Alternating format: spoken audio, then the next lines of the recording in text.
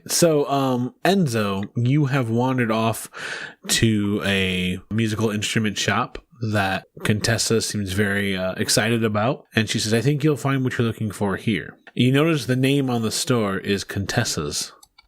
And she walks you in. Contessa, I really, really like your store. What do I see? I thought you said that to her. Like, sorry, I really like your store. What does it look like? What do I see in Contessa's store? Sorry. What are all these things? They're instruments?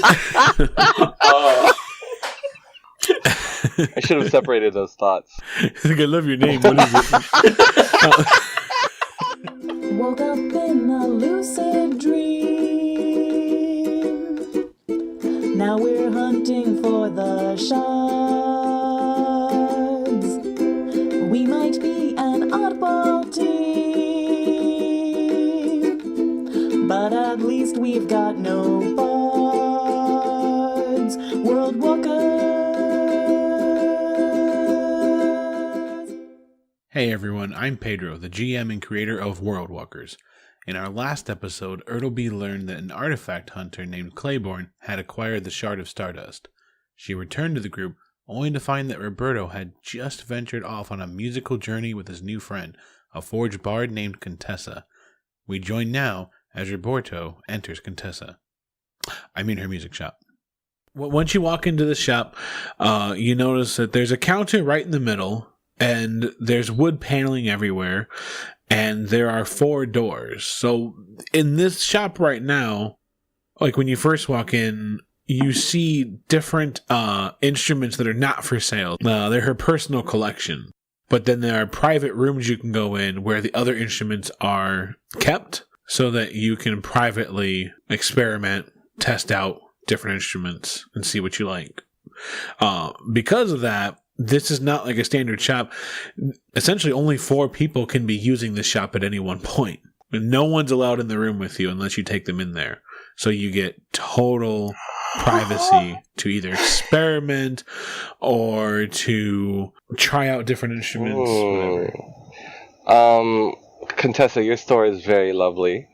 I'm actually looking for a very specific instrument. Do you carry bagpipes?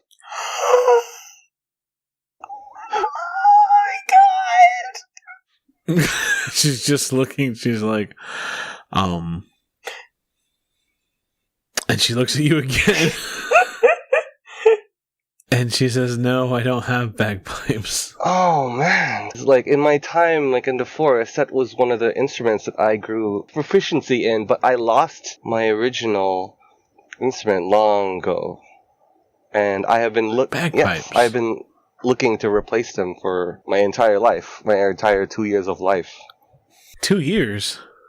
How old are you? Oh, I mean, I'm way older than I look, I think. Probably. I'm totally legal, if that's what you're asking.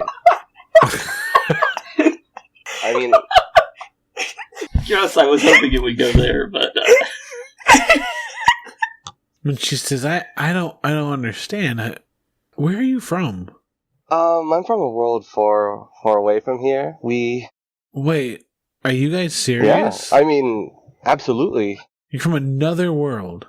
Yes? Is that weird? Yeah, it's kind of weird.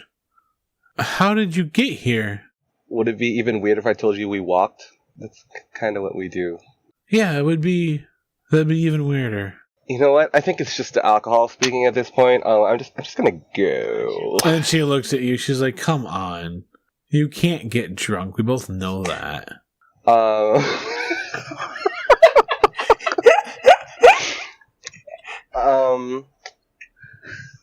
Roborto is just really, really like, he doesn't know what to say at this point. He's like, well, thank you so much for your time.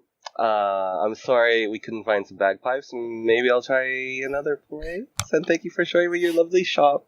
And I kind of, as I'm saying this, I kind of like walk backwards slowly towards the door. I'm extremely nervous. I'm kind of just like, I don't know what to do. So I'm just trying to exit as fast as I can. She just has her arms folded and just looks upset. Sorry, and thank you. I'm sorry. I don't know. I'm gonna go. Bye. Thank you. Bye.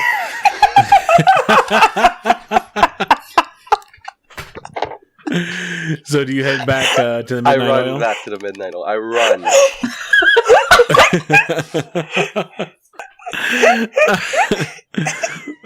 The moment that Roborto disappeared, Vassa would have turned her aggressive peer pressure onto Tompkins and keep trying to shove shots down his throat. He resisted as long as he can. Give me a persuasion check. It should actually probably be an intimidation check because Vassa might have made some insinuations.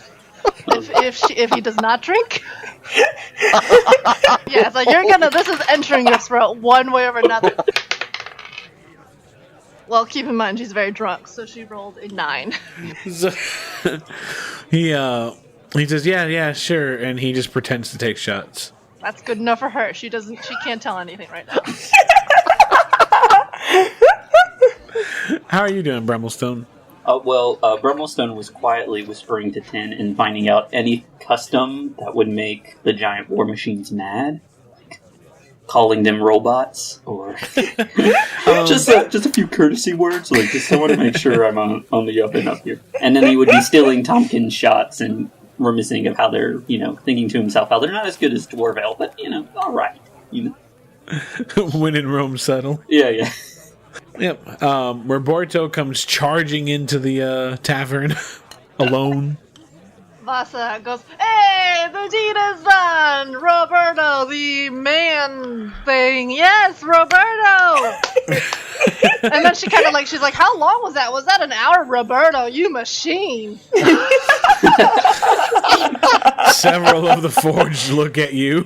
Roborto looks at Vassa and just gives her a thumbs up. Yes. And then just when she turns away, he just shakes his head and just puts his hand in his head and just face palms so hard.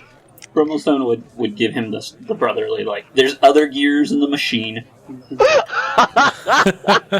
Vassa has entered the loving stage of drunken, and she's just telling Tompkins that he is the most amazing person, so short yet so capable, so handsome and mysterious, and just really, what would they do without Tompkins? What a weird name, Tompkins. It's a good name. He really wears it very well, and he's a little trooper, just really praising him.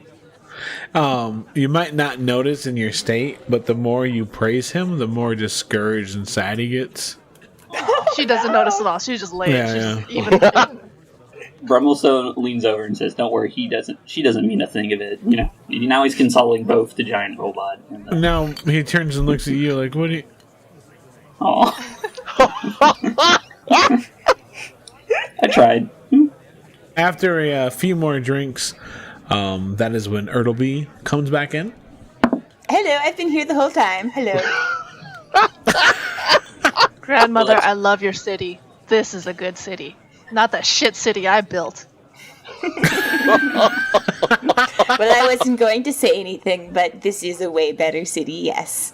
So, how did it go with Contessa, Roborto? Yeah. Vassa makes motions in the background. Yeah. Roborto really doesn't want to talk about it, so he just try to end the conversation, gives her a thumbs up, but doesn't say anything.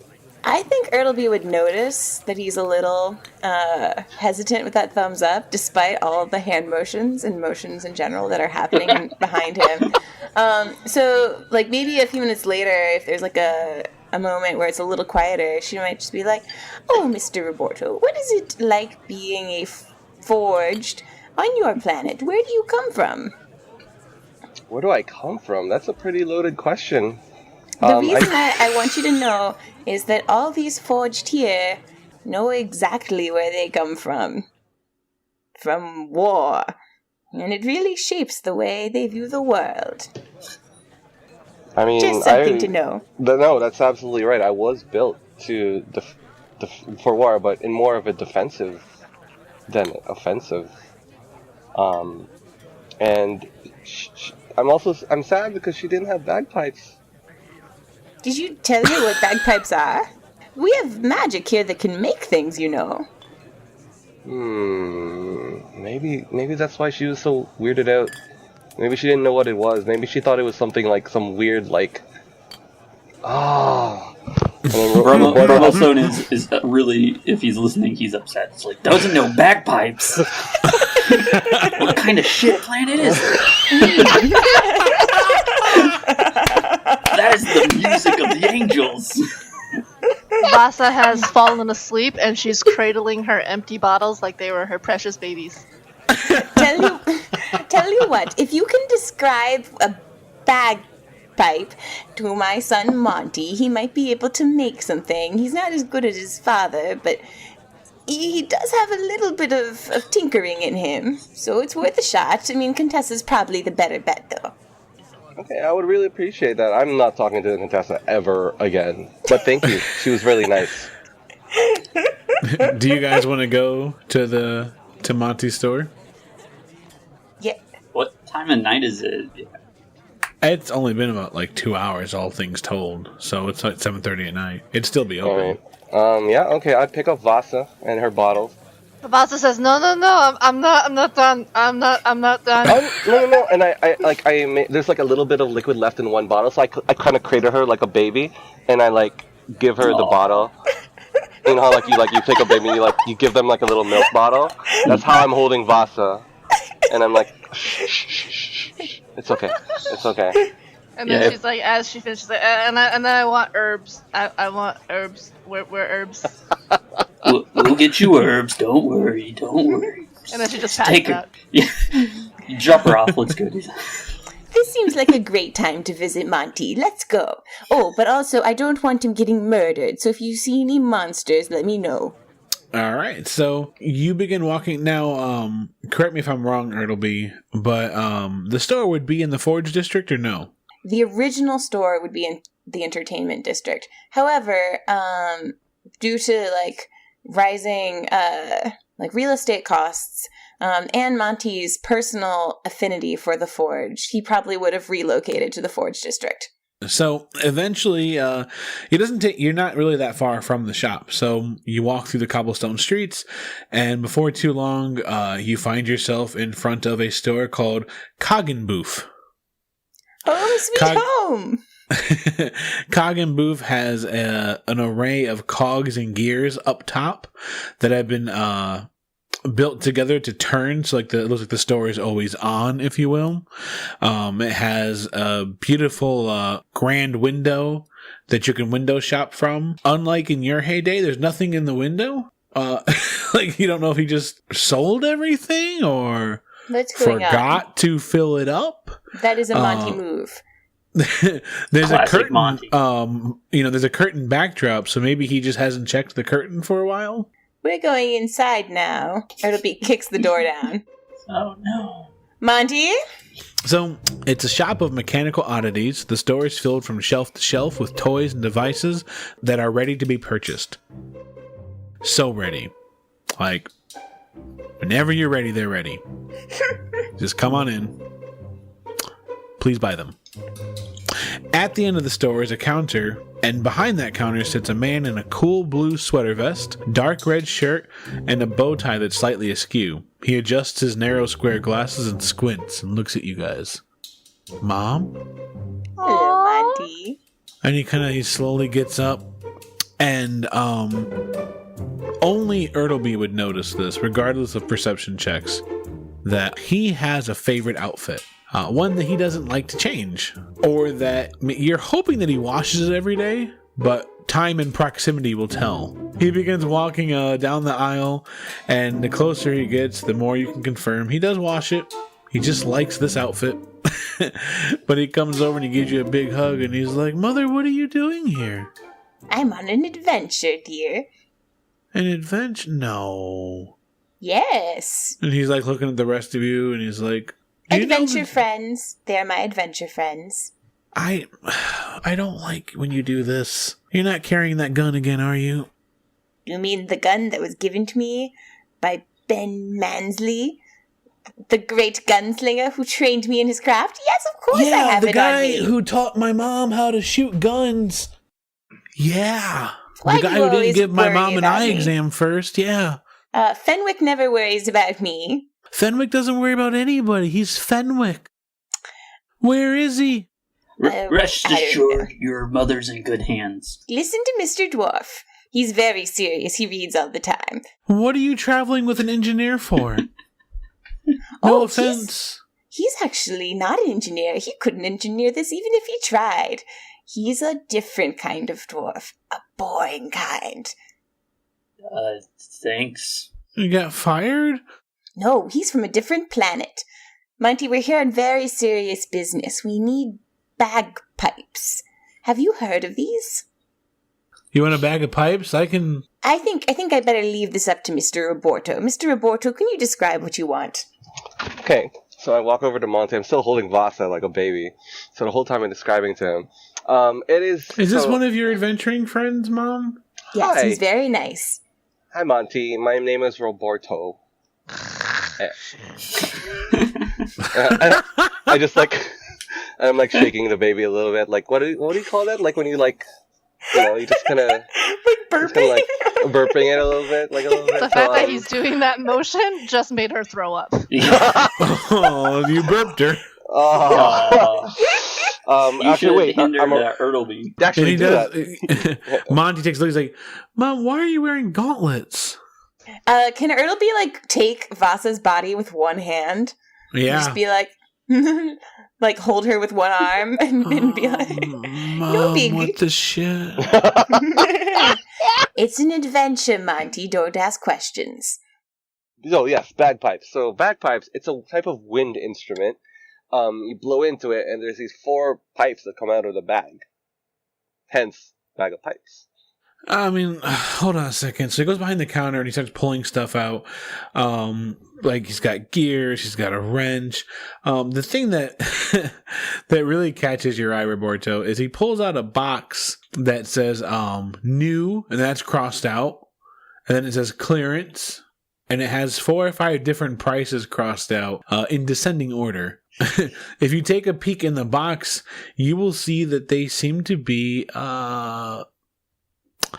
action figures of Forged, and he kind of pushes that box off to the side, and when he notices you doing that in the game, kind of like he looks up and he's like, hey, are you interested in these? I could sell them. I've been looking for people to buy them. And he pulls 1 or 2 out, and they look pretty realistic. They look like actual Forged. They're just tiny. And he puts one on the table and he's like, they really work. And he presses a button and they just move like extremely robotic, just like, like they move terribly. And he says, yeah, one of my friends said they're racially insensitive, but I think they're really cool. They even talk. Vassa has woken up just in time to see this, and then she starts crying and she holds her. She's like, Roberto, what happened to you? I kind of look at her and be like, that doesn't look anything like me. That's racist, Vassa. Roberto! And he's like, but they talk. Do you want to? Yeah, let's see that. Yeah, I recorded the voices myself. And he presses the button once and it's like, tell me what to do. And then he presses it again and it's like, strong as steel. And then he presses it again and it's like, I'm happy to serve. And he's like, aren't they amazing? Roboto's a little taken My aback by friends told me that they weren't cool to sell, but I don't get it. I think that they're some of my best work. I actually can really like these. I don't like the third line, but the other ones are pretty cool. Strong as steel. Sounds just like me. Well, because Forged are so helpful. No, okay. How much are they? Right now, a gold piece apiece. Vassa has curled up tightly with one of the action figures in her arms, and she just whispers as she falls asleep again, I'll save you, Roberto. And then she's asleep. And Ertlebee, you would know from experience that, like, he's taking such a massive loss on these figures. Yes, we founded, Otto and I, Cog and Boof, some time ago. It was a while ago, and of course... and I've kept it alive in Dad's memory. Yes, Monty, thank you for doing that. It used to be a big seller. I swear. Well, no, the figures he made. This is like after you've left. Oh, like, yeah. I mean, okay. The store used to be good. I swear. Roborto looks at the one that Vassa's holding. Tell me what to do. I guess we gotta get 2 at least. But Yeah. let's talk One about for you, this. one for 10. Oh, well, yeah. Well, I mean, let's talk about the price after we can figure out about these bagpipes. Yeah, so he pulls out a pad of paper, and you guys are used to parchments like this, but this is like bound paper. Like he has tons of paper, and he has some kind of. He pulls out what you would imagine is supposed to be a quill, but he never dips in any kind of ink. He just starts writing down, and he starts going down. And he's like, he takes notes from you, and he kind of sketches something together. And you're pretty impressed with the fact that he's never heard of bagpipes, but he totally just drew bagpipes. Yeah. Like he's a lot better than these racist figures would help you assume. I'm very impressed with this, Monty. Thanks. How much do you think this job would cost? Well, to put everything together, I could probably do it for 5 gold. And like Ertlebee, that breaks your heart. That is so cheap. Like, he's to invent a musical instrument that the world's never seen before, and he's willing to sell it for 5 gold. He's going to take such a massive loss on this. Ertlebee understands supply and demand. Oh. Okay, well, I mean, so that's what? 8. I'll take 3 figures and the bagpipes, and that's 8 gold. Sounds good to me. Yeah. Sounds good to me. My best day yet, and he takes it all. Oh my god! I don't notice this at all. I'm just like, okay, this is a great deal. Brummelstone would notice it, but he's still too busy being upset that someone called him boring. But I can cast Pouting the powder. entire time. I can cast powder. I've saved your life so many times, and you think I'm boring.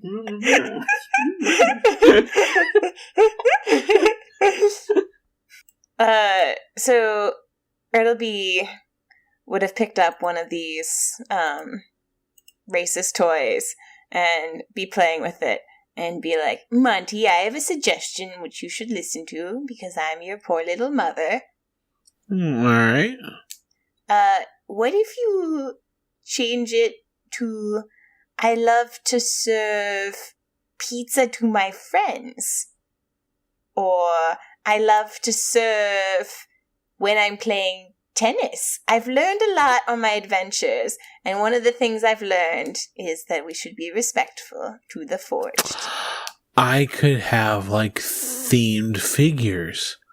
Like, I could sell, like, a doctor forged, and I could sell, like, a firefighter forged. That is great. I could totally do that. Would you do that for me, Monty? Yeah, I'll do it for you and Dad. And he takes the box and puts them back under the desk, under the counter. Thank you, sweetie. Yeah. How's Noelle? Yeah. Yeah. Oh no! How about Tybee, Myrtle, Buckrow, Holly, and Key? Oh, they're good. Oh, that's good. Well, send Noelle my love. So are you leaving? Oh no, I just don't want you to get murdered, that's all. I'm going to stay somewhere else. Monty, one more question. You haven't met a nice lady named Claiborne, have you? Claiborne. No, the artifact hunter? Yes, that's the one.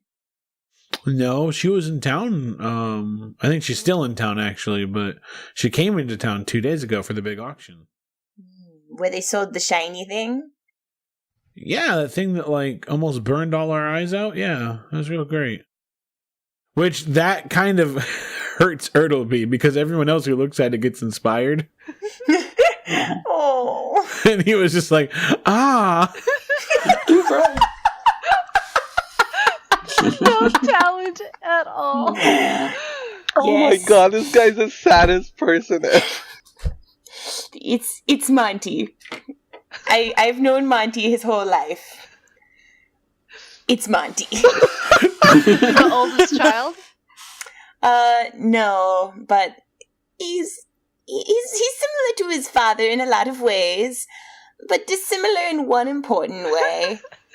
And then she kind of taps her forehead a little bit. Like,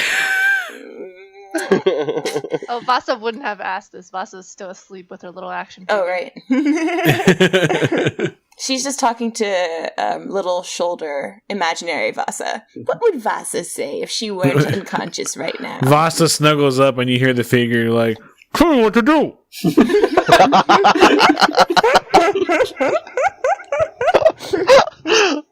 Oh my god. Well, thank you, Monty. If you have any idea where Claiborne is, let me know, okay? Yeah, she's probably in the port district. She's leaving. I mean, what is it? Yeah, there's ships heading out today. So. Today? Wait, tonight? Yeah, tonight. Okay, everybody else, hello. While you were having fun at the Midnight Oil, I said I was there the whole time. I was actually not there the whole time. Through some means I choose not to divulge now, I have determined that the shard is in the possession of one artifact hunter named Claiborne, and if we don't stop her now, she's going to go to the flats, which, well, my daughter Dana likes living there. Nobody who is sane actually likes living there. Sorry, Tin. So we should go to the flats. I mean, the ports. I don't know what I'm saying. We should go find her right now. Mom. You're not going to get involved with Claiborne, are you? Ertlebee, grabs one of the figurines, says, "Don't," and then pulls it, and then it says, "Tell me what to do."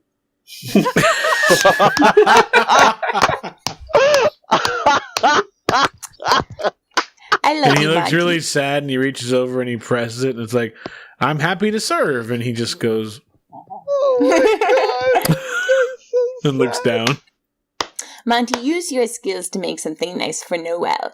I'm gonna go to the port district right now with my adventuring friends. Adventuring friends?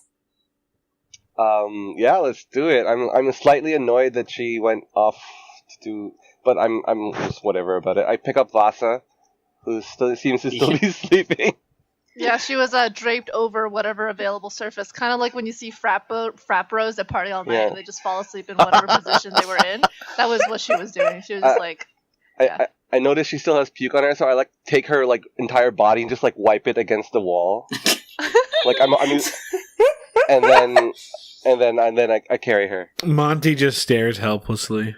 Monty, what does Claiborne look like? Ertlebee shouts on her way out the door. She's got cool hair. She's beautiful. That's enough for me! To the port district. We'll stop everyone with cool hair who is beautiful. Cool hair? Cool hair? Cool hair? Actually, they're cute. I wouldn't say they're beautiful. Let's not stop that. Strong 6, but nothing to stop for. Yeah, man. Oh, Jesus. Well, I mean... Was that Tompkins who just said that? No. Tompkins is back at the inn. Oh, right. Sorry. Yeah. So you take off to the city. Is anyone going to stop to get Tompkins, or... I think we should just keep sprinting, just to see. She might already be gone. Yeah. We can get him later. All right. So you take off, and Ertlebee, the only way to the port district is in Upper Fallis, which is on top of the mesa. So you'll have to take the steam lift. The steam lift is a giant apparatus that is controlled and operated and maintained by the Brotherhood of Steel, the dwarven sect that keeps all of the technology up and running in this area. So you guys charge the city as fast as you can, and then you approach the steam lift. This huge steam lift, I mean, it's big enough to hold 20 people. It's several feet thick of steel, and it goes all the way up the mesa. And when you get close, the two dwarves that operate the lift look, and they squint, and they go, "Mrs. Withers?" Hello, young men. Hello. We need to get to the ports right away. Here is another dwarf. I have a dwarf friend. Please let us on. Well, they know who you are. Oh, good. Hello, friends. We're getting on this now. Thank you. Yeah. And they let you on, and there's usually a charge, but they've never charged you and your husband. Oh. So, but they turn to the others and they say 5 gold. Ugh. We're with her. We're good. They're ready to start the lift anytime you guys are ready. But they wait for the gold. Ertlebee will pay for everybody. Do you guys have discounts? Ertlebee slaps down the gold. Have to hustle at my age. Who knows how much longer I have? I pay it all. 20 gold gets handed over. Oh, Grandma, I'll hit you back. Yeah. Oh, no, don't worry. You supported Monty today. You didn't have to do that. Aww. You really didn't have to do that. They walk over, and to the rest of you, it looks like it takes a tremendous amount of work and know-how to operate the lifts. Like, they have to pull a whole bunch of levers and time things right and all this kind of crazy stuff. But finally the lift, you can see the steam exhaust come out. You can hear the chains and the gears start to grind. And slowly but surely the lift takes you all the way up. You've never been on something like this before in your lives. You make your way all the way up. And then you enter Upper Fallis. Upper Fallis is pretty much just beautiful mansions, nice and spaced out. It's quite the opposite of the lower level, where all the buildings were tightly packed, and most of them served some kind of function, except for a certain residential area. This whole area is just where it seems like the wealthy probably live. They don't even have cobblestone streets. Like, they don't have streets at all. It's all just beautiful, well-maintained grass. And Ertlebee knows where to go, so she takes you guys through this district until you get to the Port District. The Port District sits on the edge of the mesa, and it has a number of airships docked. Most of them are pretty dormant. They're just stationed right now. They're not going to go anywhere. But there's a few that are gearing up either to leave soon, or maybe they're just coming in. At this point, it's probably about 8:30 at night, and you guys get into the Port District. Typically, you would try to find some kind of travel agent, but they're probably shut down by this point, so you would have to start going from ship to ship looking for help. In the meantime, Vassa would have groggily woken up in Roberto's arms, and his face is the first thing she sees, and she kind of just looks really sick, but then she says, "I've woken up to worse," as she climbs to her feet. Ouch. Oh, not really, I guess. And then she kind of looks at the figurine in her hand, she's like, "The fuck?" Ertlebee is thinking right now if there was a way to create a distraction that would stop airships from leaving. Either like a little explosion that doesn't hurt anybody, or a like causing wind somehow, and she does have a point of inspiration if there's anything that could help her with this. Maybe, for instance, have to check over all the passengers and make them show their hair.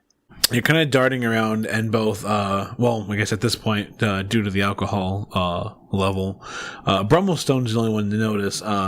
There's one ship in particular that's already taking flight and heading off. It's completely black with beautiful gold trim. There is the emblem of like a falcon that's going skyward on the side of it. It has a large, beautiful black balloon with gold trim that's carrying it away. And on the edge of the ship, kind of looking over, watching, not like looking directly at you guys, but kind of looking down at Fallis as the ship takes off. She's wearing red robes with dark orange trim. She sports a monocle with a gold chain, and her brown leather gloves look worn out. Her strawberry blonde hair is pulled into a fluffy ponytail. She looks pretty short. She's got a healthy bit of pudge, but she has a demeanor that says all business. She's got her hood up, but you can still see the ponytail kind of coming out. And when she looks down at you guys, she kind of just looks a little perplexed. She sees Vassa throwing up again.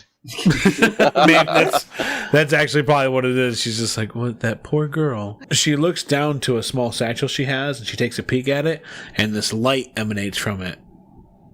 And then she shuts it again, but the ship is taking off. I'd tap Ertlebee on the shoulder and point. And also, Brummelstone marks in his own mind that that's the most beautiful woman he thinks he's ever seen. Your son was not wrong. I give him not enough credit. I apologize. Wow. So just so happens, one of the cantrips Ertlebee happened to pick up during her last level up is Thorn Whip, which lets her create a long vine-like whip that can lash out. I think it's only 15 feet, though. 30 feet. 30 feet? The book. How far away is this boat? It's a little further than that. These ships are 30 huge. feet. Like, So she turns to Roborto and is like, Roborto, throw me. As hard as you can, throw me at that ship. Morto's eyes go as wide as they can, and yes. Vassa turns around. She's like, I didn't hear much, but no on that. Can you turn into a mouse and my Raven can take you? Raven, too fast, too furious. This is perfect time for him. You turn into a mouse, he just drops you on the ship. This is happening. Ertlebee, before everyone's eyes, changes into a mouse and, like, scampers up your arm. I give a piece of bread to my thing and go, good luck. Also, tell her she's beautiful. Vassa says, are we trying to stop that? Why don't we just shoot it? It's just a big heat bulb balloon. Do we want to declare war on these people? Vassa's just massaging her head. It's like, I don't fucking care. If we have to fight those machines, I'm not really confident in our ability. I'm a mouse on a raven. We're flying towards this airship right now. Oh my god. Brummelstone is proud of his work, and he's really hoping to get a date right now. he's invested. So Raven Too Fast, Too Furious lives up to his name as he carries, what do we call him? Mouserbee or Ertlemouse or Ertle Squeak. Ertle Squeak? There you go. Up to this black airship and drops you on the deck. And then kind of the Raven stays close by, but does not land on the deck itself. Ertlebee transforms back from Ertle Squeak in front of Claiborne and looks for a reaction. She is surprised, but tries not to react too much. What's your passive perception? 12. Never mind. So she kind of just studies you, and she doesn't take a step back. She's not giving any tells like that. But as soon as you raise up, she says, "Impressive." Hello, I am future you. I have gained the ability to change into animal forms, and I've come to warn you that that thing in your pocket will kill you. You must give it to me, and I will remove it. It actually causes radiation mutations, which is why I uncontrollably turn into animals. So if you keep holding it, you will turn uncontrollably into animals too. Please give it to me now. Thank you. No. Please give it to me now. Would say that. Just like, tell me something about myself that only I would know.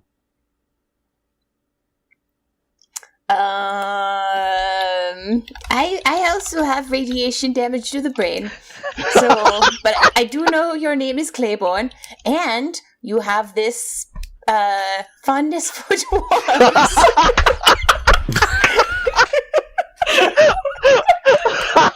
You really love them. Also, you're carrying that on a secret mission to an artist who has lost their art. Why do I become a gunslinger? It's very hard to look out for yourself in a world where you are constantly turning into random animals, as you do in the future. People are very discriminatory against radiation-mutated artifact hunters, and so you need a gun to protect yourself. But I'd still be of sound mind, obviously, because you came up here with a plan. Only fleeting moments of sanity. If you don't give it to me right now, I might go totally crazy. She's like, look, please, just tell me what this is about. Okay, fine. I'm not future you. I'm sorry for lying. Really? That's part of a magical dream world, and I have to collect all the pieces, and whatever you're getting paid for, I will double it. No, I'd lose my rep if I just sold it to the highest bidder. At this point, Ertlebee falls to the ground and screams in pain. Ah! Ah! Is she clutching her heart? Is she She's clutching her She's heart? beating me up! Why is she beating me up? Ah! I'm an She's old just lady. staring at you. Help! People from the ship are coming around. Help! She punched me. It hurt. I'm old. I need to land the ship. Land the ship at once. Land it at once. I'm in pain. She hurt me. Ow. Ow. Ow. Ow. The captain of the ship comes around.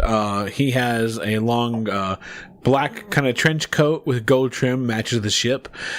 He has long brown hair pulled back into a ponytail. Pretty handsome looking. And he kind of runs up and kneels before you and he says, "Ma'am, who are you? What are you doing on my ship?" I'm future her. Wait, no, I forgot. I'm not saying that anymore. I'm confused. My son lives down there. Please take me to him. I'm very confused. Also, she punched me. How did you get on my ship? She smuggled me in here to punch me on your ship. He says, "All right, get up." I can't.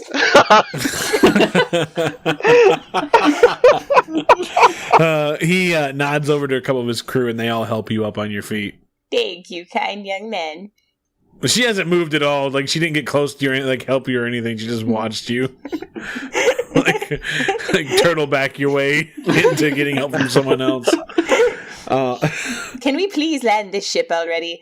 No, we're not landing the ship. You're just going to have to come with us. By the way, during all this, Vassa, after she kind of slowly gets to it, and she says, "Did we just send grandmother up there on a raven in mouse form?" And when they told her yes, she looks like she aged 10 years.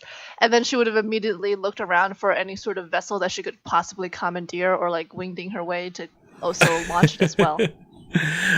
There is one ship that is still getting ready and hasn't left yet. Well, she would have immediately kind of like very crankily, because she's got like half a hangover brewing, and she's like, "All right, no, we're gonna get on that. We have to get on that. We got to go after them." As you approach the Gambler, you see it's one of the finest crafted airships you've ever seen. Granted, that's not a lot. You haven't seen a lot of airships, but had you seen a lot of airships, you would agree this is one of the finest crafted airships you've ever seen. 3 high-quality balloons, a sleek gleam that only comes from polished wood, and a series of gears and cogs that seem to power certain aspects of the ship. On the side of the ship is an impressive gold emblem, a silhouette of 3 playing cards, placed below what you can only assume is the captain's beard. The words "The Gambler" appear alongside this thick metal logo. So the captain has a big, bushy, kind of a rounded beard, and that is like the silhouette, the kind of cartoony silhouette in gold underneath the playing cards. Yeah. So as she approaches the ship, is there like a crew or what's going on? Yep. So you run up, and the whole crew seems to be dwarves. They're moving boxes, packing things up, and one of them turns to you and says, "Hey, good." Looks up to the sky. "Good night. No, don't go to sleep. Just." Vassa turns around, clamps 2 hands on Brummelstone's shoulder, and says, "Make us proud," and pushes him forward. We seek vestige on your ship. Right, we're going after that one. Quickly. No, you're going after the Falcon? Where's this ship headed? Well, we're heading to Cosnick. That's our next trip. They kidnapped my grandma. I turn around and go, Tin, where's Cosnick? Is that near the flats? Tim would tell you that Cosnick is a kind of like a junction point for travel. Airships come in and out of Cosnick, and from Cosnick you can get to anywhere else on Cog, essentially. Is that where the Falcon's going? And the dwarf that's before you is like, "Yeah, probably that's Seems reasonable. I mean, I don't know. I didn't check their itinerary before they left. Well, that's understandable. Since he's not very charismatic, this is Brummelstone at his best. Brummelstone's going after his love. Hint, hint, wink, wink. Yeah. Well, let's go. Can we board ship? How much? Oh, you gotta talk to the captain. Well, I thought you were the captain. Yeah, I thought you were the captain. Yeah, like my forged brother said. No, I'm part of engineering. Hold on a second. He's like, Captain! Captain! Can we move faster, please?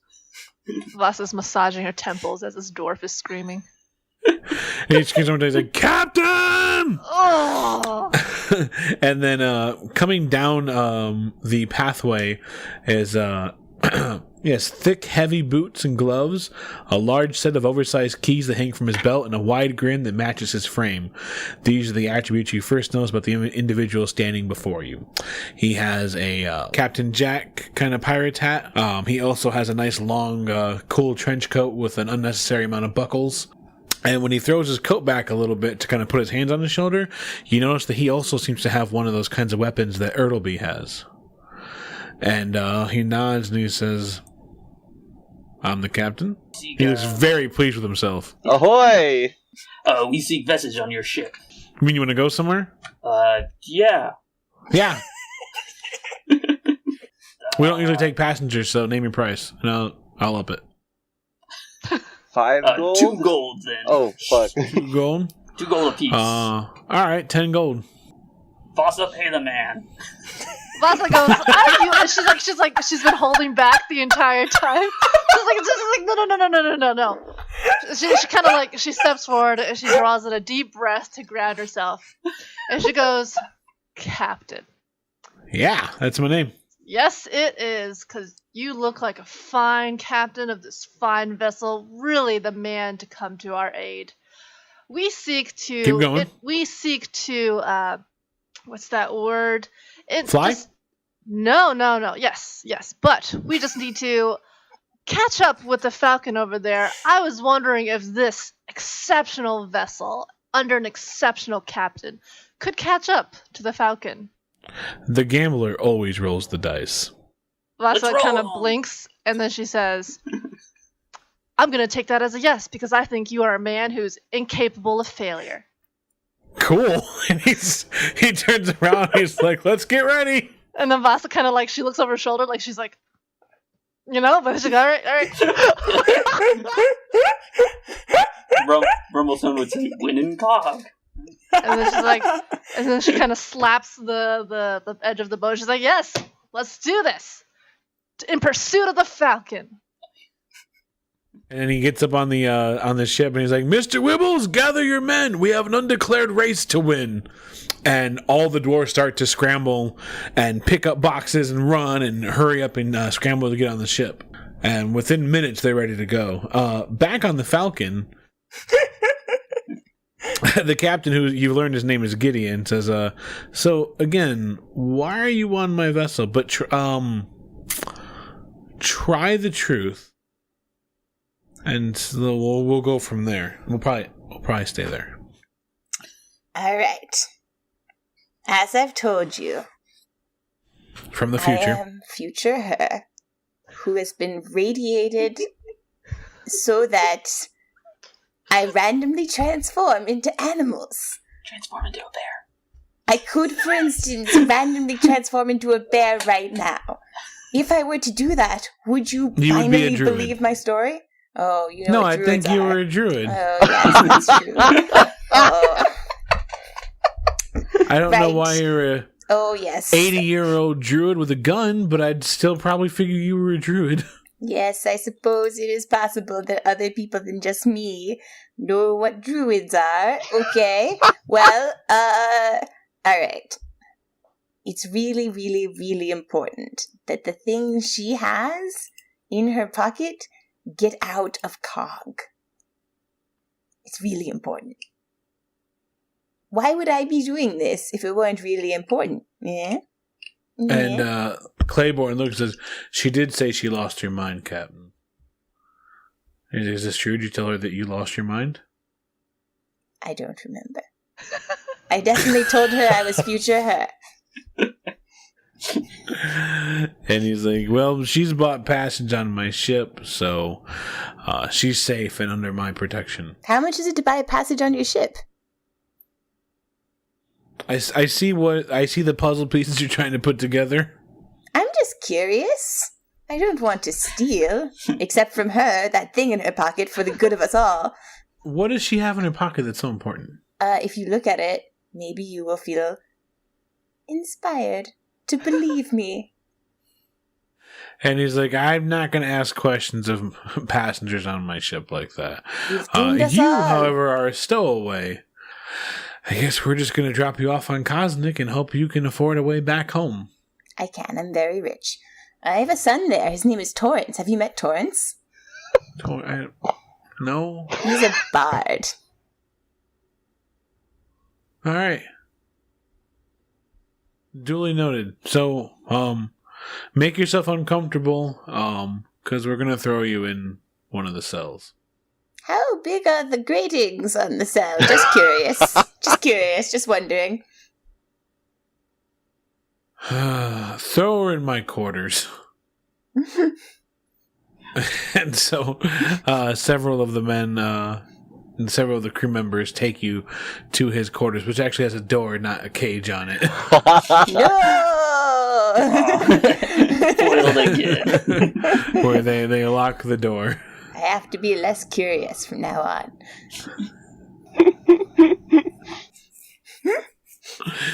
I mean, it's it's the best room in the house. I mean, Yeah, this is pretty nice. Ertlebee's just going to stretch out on his bed and do little snowflakes. Oh, she's also going to spy if there's anything. Rifle through all his papers.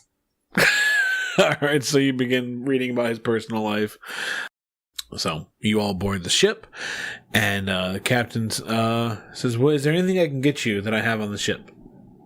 Drinks, pillows." Vassa perks up at the word drinks. And she says, what kind of drinks? She still has vomit on her, right? No, she cleaned that off. Oh, did you? She Okay. cleaned that off. He says, "We'll dig something up for you. Don't worry." And then she just kind of spreads. She's like, Captain, my captain. So he comes back with what you'll soon discover is some pretty cheap wine. You're not sure if he's saving the good stuff for him or if this is his idea of good wine. But he brings you a bottle and he says, "Please make yourselves at home. Go anywhere that's this deck. Don't go below. Don't go in the engineering room. Definitely don't go in the cargo area. Really anywhere here." He kind of points around this immediate vicinity. He's like, is yours for the not taking, not keeping. It's my ship. Just relax, I guess. Vassa's already taken the bottle of cheap wine and she toasts him very hard. It'd be like, "As you command me, my captain." And then she sips from the wine as if she's like nurse. It's like as if it was seltzer water with a Tylenol or Motrin. She like sips from it as if it were a tonic. She's like, "Oh, so much better." Yep. So you guys begin your journey forward, back to Ertlebee. So you've rifled through his personal belongings. You see that he has 3 wives, none of which know that he's married to the others. Oh my. You have discovered that he has a small refrigerator where he keeps unnecessarily expensive and exquisite cheeses. Other than that, in his comfy bed, depending on how many times you've gotten on and off the bed, there's not much else. He has a lot of books in different languages, so he's either well-read or well-versed in appearances. So once the captain's got his ship in order and everything's running smoothly, he comes back to you and he says, "Okay, so you paid good money for this trip. What are we trying to get out of it? You trying to board that ship? You want us to shoot it out of the air? What do you want?" Boarding. Yeah. And that's when you notice the large cannons on the side of the ship. And then Vassa says, trust me, they'll let us on. The key I need you to do, my captain, is the moment we are on, you need to veer off. You need to leave us on that ship. And then Vassa kind of looks at Bremostone, and then she looks back at the captain. She says, Are they nice people up there? I know they're not as nice as you, and not nearly as magnificent. But up there, what are they like? Captain Gideon, he's full of himself. Bit of a scoundrel, has a lot of wives. Thinks no one knows. He doesn't really have a lot of morals. He just runs off of gold. And then Vassa says, is he dangerous? Is he quick with a blade? No. He points at the gun and is like, Lowe's? No, he's nowhere near this. He pretty much he takes the safest missions possible. We'll put it that way. Vassa nods and says, yeah, you can leave us on the ship. All right. How in love with her is this guy? Is the gambler, the captain of the gambler? I don't think he's in love with her at all. He just loves adventuring. I wanted him to come along and be our new NPC. You could try and talk to him, but... Keep working that praise, Vassa. You can be new Tompkins since we've left Tompkins behind. We'll have to relay a message to him. So he says, so you want me to get you guys really close and let you guys just essentially jump off? And Vassa kind of looks to the group and she says, could we? You could take the steam copters if you want to instead. It's probably a lot safer. Yes. You are a genius, my captain. Let me go talk to Mr. Wibbles, and I'll get right back to you about these steam copters. So he comes back within 10 minutes, and he says, Mr. Wibbles has declined aid, but then the captain went ahead and said, too damn bad, and since I'm the captain and he's like just the engineer, yeah, we're gonna ride some goddamn steam copters. Yes! Nice. Yes. Alright, so he takes you down below deck, and then right before you guys get to the door, he's like, I told you guys you can't come down here. And Vassa says... And he starts to laugh, and he's like, come on, let's go. Funny finger. Dwarven humor is the same on every place. This fucking Laughter guy. is very loud and very fake. This fucking guy, eh? He's still chuckling. He's going to chuckle all the way down to the to the level he's taking you down. So you guys pass down one level immediately. He's like, that's engineering. Don't worry about that one. That's where we keep all our secrets. You guys get to the next level, and this is where we keep the steam copters. I like to call this the steam copter level. Avoids confusion. And you guys walk down to this open area. You can see that there are doors all along the side of the ship where these things could leave. Next to each door, probably about 20-25 feet in diameter, are these like gold and silver balls with 2 seats in each of them. And they have a series of cogs and gears all over them. There's several switches inside of them. And then there is, for those with higher perception, you can see there's a compartment on the top behind the seats as well. Anything on the bottom that's not like where it's actually resting, looks to be like kind of like outside the game, you would recognize them as kind of like engines that are sticking out. But inside, you guys would just see them as like large, complicated mechanical contraptions. Those things can fly? Oh yeah. The steam copters are the second best vessels in the air. Second? What's for the first? Oh, that would be the Gambler, sir. Oh, yeah. So go ahead and pick out a steam copter of your choice, and a dwarf will be down here pretty soon to pilot you. We can... So there's only 2 seats, which means we would have to fly 4 steam copters then. Yes. Carry all 4 of us over. Yep, and there's 8, so... Alright. Vassa looks very skeptical. She's kind of like knocking on the exterior. Like, tung, tung, tung. Yeah, no, it's hard metal. She's like, ugh. I don't You've never seen something made of metal that can fly. don't trust this at all. Like, Yeah. I was skeptical enough about like the friggin' flying ship, and Alright, so one by one, each of you chooses a steam copter. And then dwarves come down. They've all got the same kind of appearance. They all have like coal black hair. They have aviator hats with goggles they pull down over their eyes. They've got an assortment of tools on the side of their belt, and each one kind of silently gets inside their steam copter with each of you. And one of them looks over to Brummelstone and says, "You can't fly this?" I'm just testing to see how good you are. Kind of looks like, "Where are you from?" You know, let's keep this light. Alright, kind of shrugs.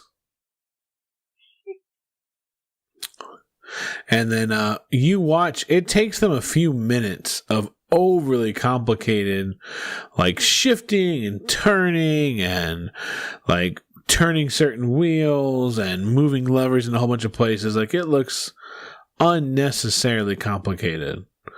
But eventually it finishes. The back panel behind your chairs opens up and you hear large, like just gears grinding and turning as large poles come out from behind you and go up into the air. Each one of them asks if you're ready. Let's do it. It's at this moment you realize that you're on kind of an incline. Vassa's like gripping her chair very tight, and she's just like, her lips are pressed tight. She just nods. She doesn't even say it. She's like, and before they go in, one of them goes, "Whoa, guys, are they buckled in?" And they all turn around and go, "Hey, are you guys buckled in?" Like Vassa's they each like, ask buckle? one of each one. What buckle? So they have shoulder harnesses and waist harnesses. Robortos are kind of a tight fit. They don't seem to take forage with them a lot. Vassa repeatedly demands that her dwarf inspect her buckling. And he did a quick glance. "Yeah, it's probably good." And he's like, "If you don't want to fall, you'll make sure it's good. Don't worry." And If I fall, I'm taking you with me, dwarf. I feel like Megan's gonna come back and just be like, "What happened?" "Well, we all fell out of skycopters." New characters for everybody. Sorry Oh my about that. Yeah, so the doors slide open. There's a dwarf at the end of the hall who pulls a couple levers and opens up the doors in front of you guys, and the cold night wind rushes in and hits you. The dwarves seem fine. I don't know about Brummelstone, but the natives take it all in stride. They seem totally fine. And then they pull a lever, and there was kind of like a brake that was holding these spheres from rolling out, and that stop is no longer there as you all start to roll forward and tumble out of the airship and go into a free fall. Vassa doesn't breathe. She's reached over and she's got like a death grip on the dwarf's shoulder, and she's just not even breathing. Brummelstone, how are you taking this? Brummelstone, is fearful but keeps having flashes of that beautiful woman he saw. Roborto? Roborto's just covered his eyes and it's just like screaming in this weird like metal like if you were to type into that robotic like speaker chat box like, thing, it's I like to imagine it's the way the old computers sounded when you got to the internet. it's like the dial-up sound.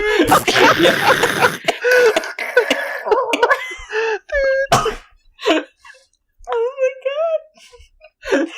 So these giant spheres of gold and silver tumble out of the ship, go into a free fall, and then suddenly there are large pieces of metal that rip themselves out of those poles, and you can hear just huge kind of crashing and coughing and thunderous rumbling underneath you as steam starts to pour out from a whole bunch of different exhausts, and then suddenly you can hear this kind of wind rushing above you, and you hear it gets faster and faster and faster until suddenly most of you are pulled straight up and you level off, and you see that there are spinning blades above you that are somehow holding you in the air. You don't see any magic attached to this. This is just a combination of the rumblings below you and the spinning metal blades above you. And most of you are upright and floating, or two of you are.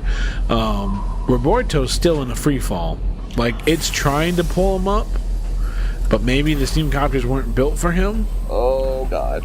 But it takes way longer than you're comfortable with, but eventually it rights itself up too, and just slowly pulls itself up. It's a little engine that could. Yeah, it's really struggling with Roborto. Ooh, I don't like this. Not Tin, though. Tin is flying pretty fine. Roberto lose some weight. Oh, I gotta go to Atkins when we get home. The copters kind of lean forward and make their way to the Falcon. Thanks for listening to episode 19, Smuggled Grandmothers. Originally, I was going to call the episode, What Kind of Shit Planet Is This? But I backed out at the last second. You can follow us on Facebook at facebook.com/WorldWalkersPod and on Twitter and Instagram at WorldWalkersPod. And if you'd like to help us out, there's a few ways you can do that.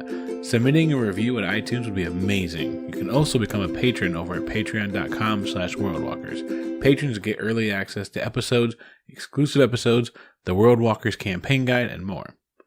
I want to give a shout out to Kevin MacLeod over at Incompetech.com for the music you heard in today's episode. And I also want to thank Syrinscape, who provided the sound effects you heard today. Visit them at Syrinscape.com. There's other gears in the machine. You guys are just describing what you're doing way too well. We need to keep it a mystery for the listeners. Be like, and then Brummelstone does this. And say nothing more. Brummerstone does what brothers do in situations where they know these things that have happened.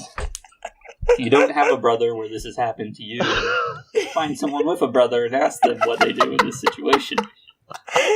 Then leave a comment in the blog post and tell us what they said. Tag a friend who has a brother. Tag a friend. Vassa has entered the loving stage of drunken, and she's just... Give me half a second on this. I gotta look something up. You can't make us go to the flats.